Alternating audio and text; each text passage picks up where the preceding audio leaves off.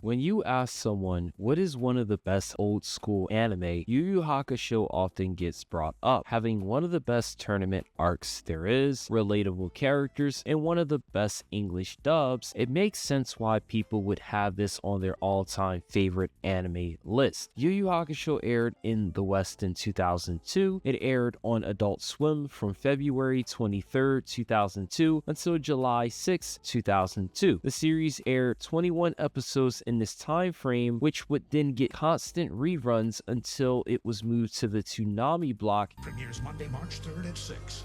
Now die. Back in these days, if an anime got some buzz, it was getting a game. Yu Yu Hakusho was no different. Yu Yu Hakusho already had plenty of games that released, except these games were only available in Japan. However, thanks to Atari, we would see the first ever Yu Yu Hakusho game published on December 2nd, 2003. Yu Yu Hakusho Spirit Detective was developed by Sensory Sweep Studios and Screaming Games. One of them no longer exists and I couldn't find the other one, so maybe they don't exist. Yu Yu Hakusho Spirit Detective was released in the West, and as the name suggests, it was based on the Spirit Detective saga, the first 25 episodes of the anime. This game, when you boot it up, it looks very bad. I quite literally thought there was something wrong with my hardware. The game features an art style I can only describe as if you squint hard enough, it looks good. The game is composed of 26 levels and 7 playable characters. These characters include Yusuke, Kuwabara, Kurama,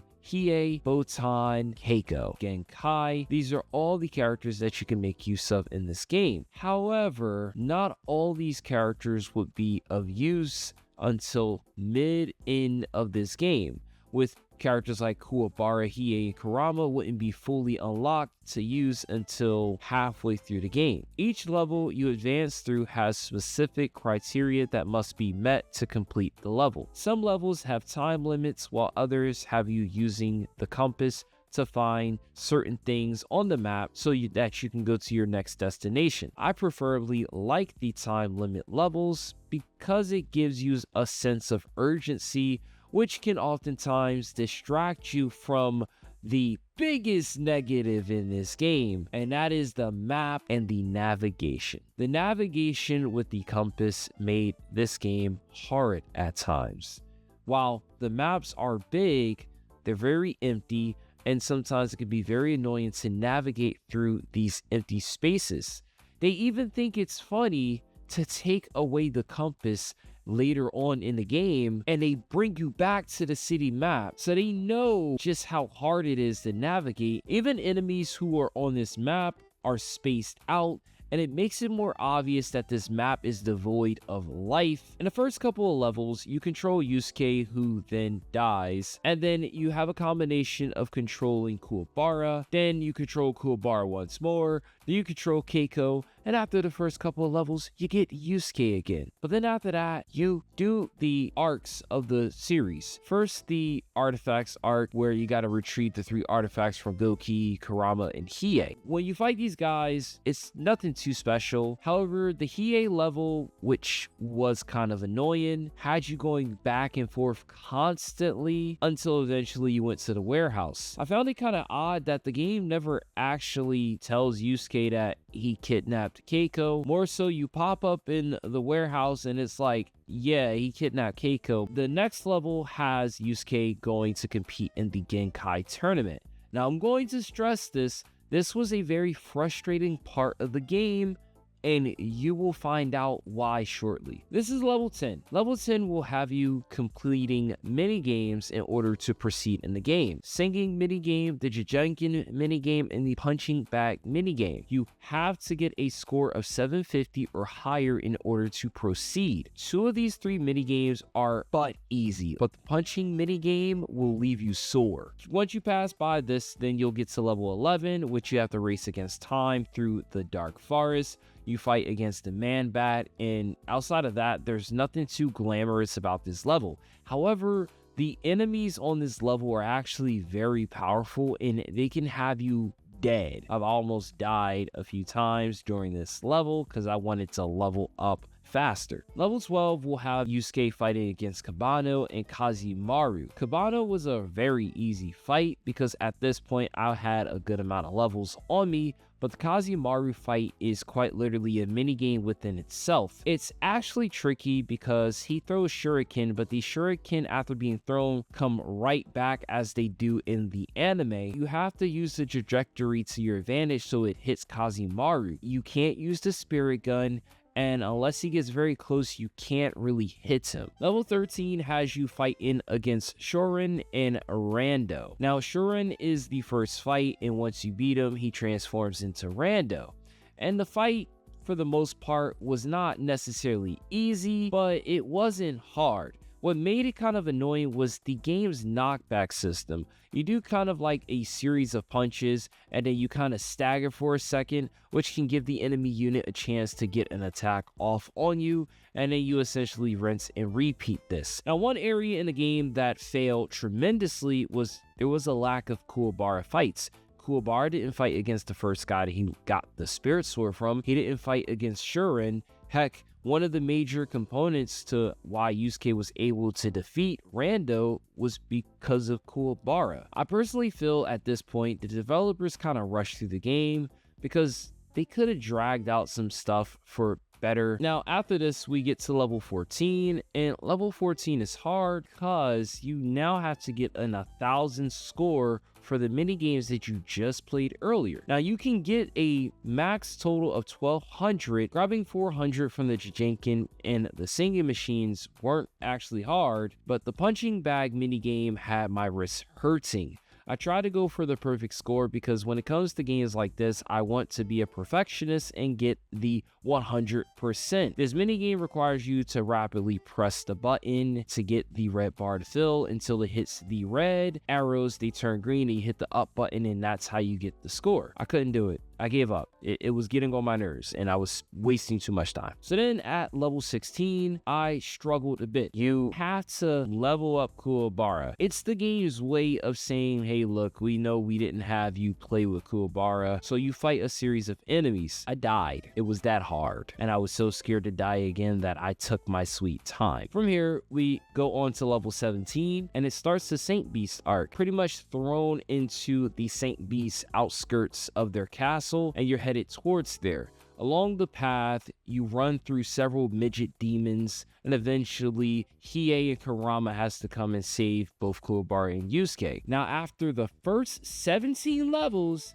out of 26 is when you finally not only get the ability to switch characters, but now you have Yusuke, Kuwabara, Hiei, and Kurama all at your disposal. Now, playing with all of them, I can tell you guys right now, Hiei is the absolute worst character when it comes to abilities, but the game kind of forces you to use him because of his teleport ability, which is mostly used to navigate to skip some areas to make things a bit faster for him. These levels also get rid of the compass. You will probably notice, I believe, after level 17, and it makes it harder to know for sure if you're going the right direction. You kind of gotta play the game of, well, am I doing this right? Level 18 gives you control of Botan. This is the part of the game that I don't like playing. Every game has a part that you just don't want to play because it sucks the fun out of it. This is the level for me for this game. You have to find 10 infected humans, and each time you kill them, you're rewarded 2 insects.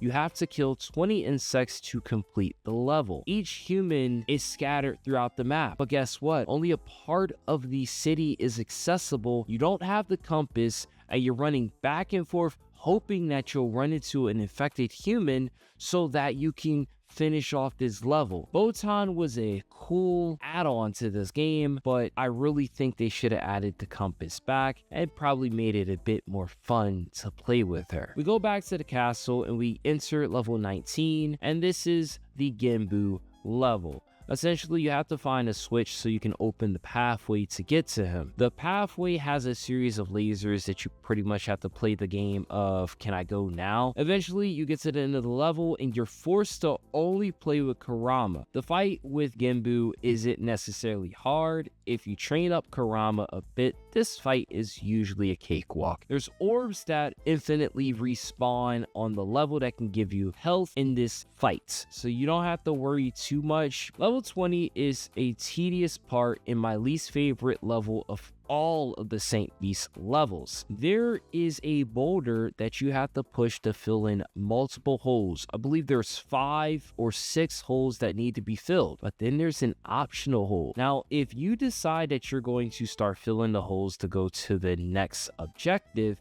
but then you notice the optional path and then you use the boulder to go that way, and then you go in there, you will get a extra EXP orb. Again, these don't pop up in the game aside from this level, but then they punish you because when you come back out, all the holes are reset and you have to refill them. The other thing is Kuwabara is the only person that can push the boulders too. Once you get past all of this, you move on to level 21, and level 21 actually gave me the most trouble out of all the levels in this game, as you have to fight against Byakuya on platforms, but you have to kind of move throughout the platforms, but you have to make sure you give yourself a way to jump to the other platform while trying to get to him so you can punch him. I died a few times. Once I got the hang of this, then I was able to defeat him. It wasn't exactly a hard boss fight, more so I had to be mindful of his attacks, plus me moving on the platforms. Level 22, you just go through a series of doors, hit the switches, eventually you get to Seiryu. Hiei fights him. Hiei doesn't have cool abilities, but it's not a hard fight for Hiei. Level 23 is an incredibly long level. First, you have to fight a series of cultivated humans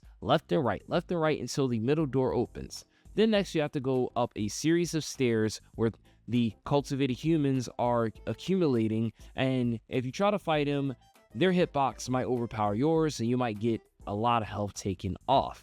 I got to the boss fight at the end, started fighting Suzaku with Yusuke, and everything was going great until the second phase. When he got into the second phase, he caught me slipping, and I'm not gonna lie, despite my best efforts, I died, and I found out that I had to do all of that over again. Had to go through the cultivated humans left and right, open a door, then go up the series of stairs, plus my level went back to what it was prior. So that was very frustrating. But one thing that I realized was that Yusuke has the highest spirit stat, and I could take advantage of this coupled with his shotgun ability and spirit punch, and it made the remaining boss fights a cakewalk. Level 24 quite literally is the start of the Yukina retrieval arc. We run through a path, eventually we end up fighting a spider. It's quite literally, again, a way to level up. Level 25 is, again, pretty much the same thing, but now there are 4 demon bosses that you have to take on. These bosses are based on the random enemies that were a part of the apparition game that Toguro had with him during this part of the anime. They made some of those guys bosses, but they're completely random. I also stuck with Kuwabara and Yusuke for the most part. You do not have to play with Kurama or Hiei. Now, level 26 is the final level, and you would think things would be extremely hard. Well, hold that thought. Now you fight the demon triad. You first fight against Miyuki. The fight was easy, but at the same time, there wasn't any healing items in the area, so don't underestimate them or you could be defeated. And Maki could turn invisible, and just like the anime, I used the shotgun at my disposal to take him out. Then Goku Monkey came up, and again, like the anime, he was an easy fight. Now the last area, I wanted to get some levels, so I was prepared for the hardest boss in the whole game, Toguro. Now it's required for you to beat him twice. First with Yusuke and second with Kuwabara. So I trained up these guys until they had good levels, and I went into that fight. Yusuke went up first, and I made use of his shotgun and the hit and run tactic, and this worked off beautifully. But when I switched to Kuwabara, we couldn't make use of the same tactic, and we had to switch it up. Kuwabara has his own AoE attack called Spirit Sword Get Longer, where he kind of attacks all around him. This attack was pathetic, so I made use of the regular Spirit Sword and the hit and run tactic until I won. Now you might think after you defeat Toguro that the game is done, but no. They actually fake you out because Tarukane actually cloned Suzaku and Rando, and you have to fight them on the battlefield at the same time in the same area. I kept up with Yusuke and I made use of the shotgun tactic and the hit and run tactic, and after wearing both of the opponents down, they were done. And then the game ends but it unlocks an extra mode called tournament mode. They even mention the Dark Tournament, so you think for a second this might be in relation to that. This tournament mode is basically a training session for Genkai so she can be prepared for what would be the Dark Tournament. So similar to Yusuke, she has all his abilities. I made use of the shotgun. The only thing that sucked about Genkai was she wasn't max level. Now, we get through all these rounds until we get to Toguro, and I have to admit, Toguro was the only fight that proved to be difficult. All the other ones, I wasn't too worried. If I went down on some health, I ran, got some health, and then I just put the whoop down on them. It was simple. Now, after you beat him, you get another area unlocked, and it's the minigame section. Now, before you get excited and say, yes, the game gives us more minigames, it's the same 3 minigames. The karaoke, the Jajinkin, and the punching bag. There's nothing else to do in this game. If you go to your level, your save, it puts you back in the fight against Yuzaku and Rando, and then that's it. Or you could play with Genkai again and have some fun. That's the only thing the game offers. I personally did find enjoyment playing this game. I'm a fan of Yu Yu Hakusho, and I mildly enjoyed this game, like, a lot. I didn't grow up with this game, so I don't have some weird nostalgia goggles. I quite literally played it on emulation back in the high school days, and I decided to play it again, and I'm like, you know what? I can see why I like the game, and I can see why other people wouldn't like it. This game is very short. However, I have to admit, it is better than the first Legacy of Goku game. This game has a very cool OST, but outside of that one OST that gets stuck in my head,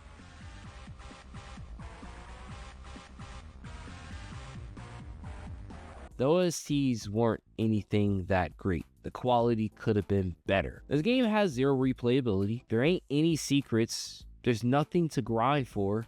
And it only served as a quick buck to capitalize off the series Yu Yu Hakusho when it released in the West. While I enjoy playing this game, it's just too short. The graphics aren't great. The RPG mechanics are very bland. Land maps, very few enemy types. I think this was a bad Yu Yu Hakusho game adaptation, and the series deserved better. I would give this game a 5 out of 10. Should you play this game? If you're not a fan, don't touch it. I'm Akai-san. If you guys enjoyed this video, then do me a favor, hit the like button, subscribe. What, yo? I'll catch you guys in the next video.